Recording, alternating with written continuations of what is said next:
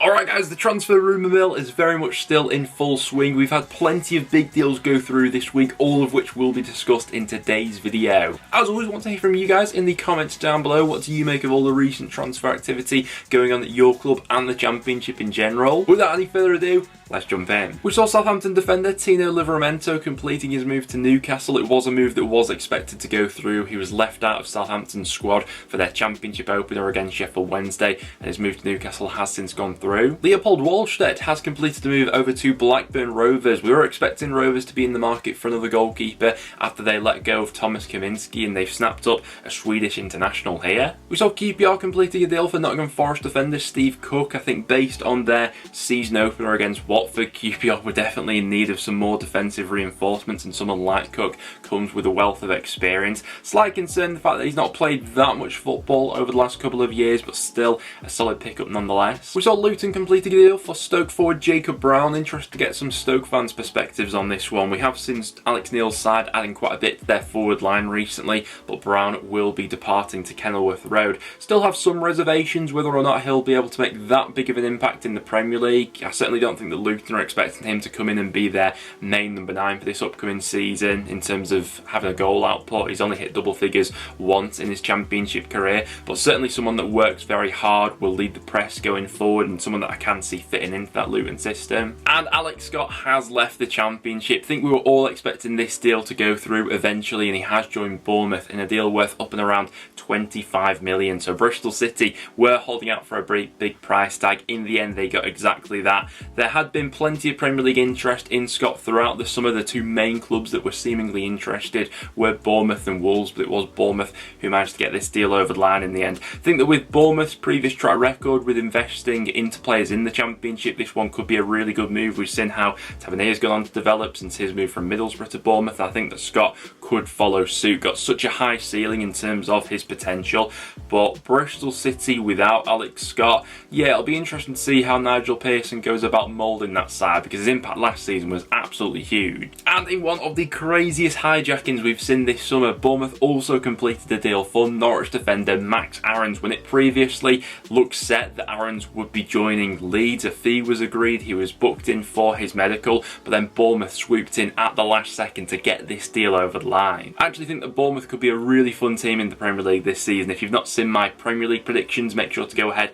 and check that video out, but I think it could be a fun season for them. From Norwich's perspective, I think it made sense for them to cash in on Aarons this summer. I think his progression had started to stall a little bit, and with Jack Stacey coming in, I think it was only natural that they would be willing to cash in on him this summer. A real shame for Leeds, because we've seen what a manager like Farke can get out of Aarons. I think that partnership at Ellen Road would have been really good with Aarons on that right hand side, but Bournemouth have got a player with an abundance of potential who's looking to get himself back on track and in an environment that I could see him thriving in. We saw Leeds United complete a deal for Spurs defender Joe Rodon to come on loan for the season. Now, since making his move over to North London from Swansea, things haven't quite unfolded for the Welsh defender as he would have hoped. He spent the last season out on loan with Rennes in Ligue 1 and now has his move back to the Championship. From his time at Swansea, he was one of the best commanding defenders at this level, and with the Liam Cooper injury news, I think that this one makes sense for Leeds. We saw Southampton snapping up Joe Lumley. Sure, he'll be coming in as a backup goalkeeper. Not sure how many first team opportunities he'll get, but as a backup, I think that's a fine option. Well guys, there we have it. Those are some of the completed deals that have gone through in the Championship over these past few days. Now, without any further ado, let's hop into the rumours. Starting out with James Ward-Prowse, he is on his way to West Ham, with David Ornstein confirming Ward-Prowse set to have his medical today before making that move official. We were all expecting Ward-Prowse to leave at some point this summer. Obviously had quite the impact in Southampton's league opener against Sheffield Wednesday, and there were maybe growing hopes that maybe he'd stick around for the foreseeable future, but a fee agreed between the two clubs in the region of around 30 million. No doubt that Ward-Prowse is a Premier League quality player, and I mean, like we were saying in the previous video, it'll be absolutely fascinating to see how strong the Southampton squad is at the end of the window compared to that squad that lined up against Sheffield Wednesday, because they're losing a massive player there. It's not all bad news for Southampton though, because it does seem as if they've agreed a deal with West Ham to take Flynn Downs on loan for the season in place of Ward-Prowse. Now, Downs certainly isn't a like-for-like replacement for Ward-Prowse, and the output that he gave that Saints side over the last few years, but a really solid pickup nonetheless. A big fan of him throughout his time at Swansea, obviously a player that knows Russell Martin very well as well. So overall, can see a few boxes that one ticks. It's currently being reported that Sheffield United have agreed a deal with Coventry to take Gustavo. In the end, a fee being agreed of around about £15 million.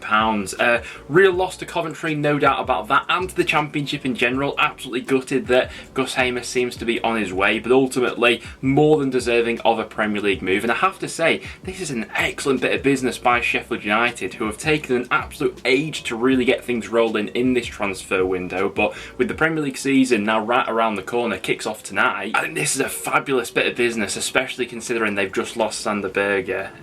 Plenty of other clubs have been interested in Gus Hamer. We spoke previously, even earlier in the week, about Leeds' interest in the player, but I think if he was going to leave, a move to the Premier League was definitely on the cards. And while Coventry will be absolutely gutted to lose him, ultimately they've still got 15 million for Gus Hamer, around 20 for Gyökeres, and both players were in the final years of their contract. So for Coventry to have generated that much money for two players who ultimately could have left for free next summer, I think that has to be good business, albeit I'm sure every Coventry fan will be gutted right now that he's not sticking around. It had previously been reported that Everton were supposed to make a final decision on Tom Cannon's future this week, but that deadline has since passed and we have had some new information since that point. Everton have stalled on this deal and are now waiting to bring in a couple forwards of their own before allowing Cannon to go out on loan for the season. Now, plenty of Championship clubs still remaining interested. The current information seems to suggest that Preston are still leading the race, but plenty of other Championship clubs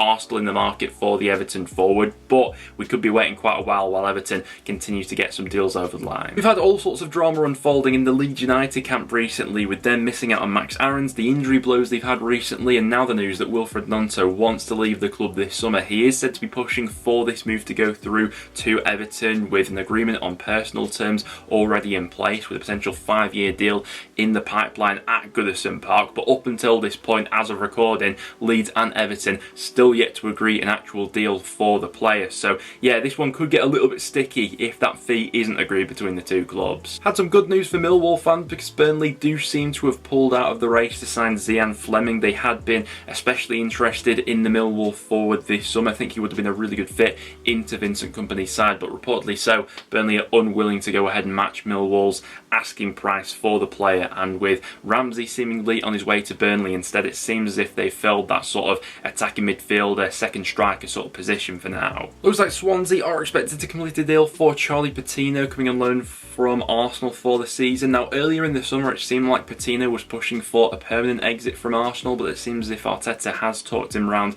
and another loan deal will go through for the remainder of the season. It's an interesting one really. Thought Patino looked really lively in the first half of last season for Blackpool, but second half of the season thought his performances really tailed off. Now, that could have been a result of circumstance, with Blackpool themselves going on a really bad run in the second half of the season, but jury's still out a little bit for me on Patino and what his overall level and ceiling is in terms of potential. But yeah, an interesting pickup nonetheless from Swansea there. And it's no longer just Sheffield United who are in the market for Middlesbrough forward Chuba Akpom. Lens have lodged an £8 million bid to sign the Middlesbrough forward, and Ajax have also been mentioned with him as well. Now, Middlesbrough find themselves in that situation similar to Coventry, where they had Gyökeres with only 1 year left in his contract. Middlesbrough find themselves in the exact same scenario with Akpom. Now, they're said to rate him around about 15 million as things stand, but we'll wait and see if any of those three clubs are willing to up their bids to that sort of price point. As things stand, probably seeming more likely than not that Akpom will be off at some point, just a question of where